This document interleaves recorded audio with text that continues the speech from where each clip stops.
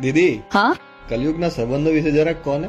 કળિયુગના સંબંધો વિશે પ્રભુ શ્રી કૃષ્ણે દ્વાપર યુગમાં કહ્યું હતું કે કળિયુગમાં સંબંધો એક રમત બની જશે. જ્યાં પ્રેમ હોવો જોઈએ ત્યાં સ્વાર્થ હશે, જ્યાં વિશ્વાસ હોવો જોઈએ ત્યાં શંકા હશે.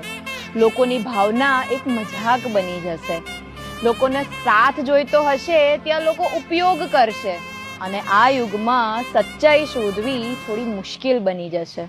લોકો ચહેરા પર હાસ્ય અને દિલમાં ચાલાકી રાખશે. સંબંધો દેખાવા પૂરતા થઈ જશે. આ બધામાં સારા અને સાચા માણસો જ અંધકારમય કળિયુગના અજવાળા જેવા હશે.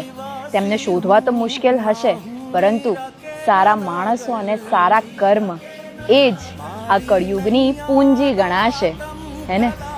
જય શ્રી કૃષ્ણ.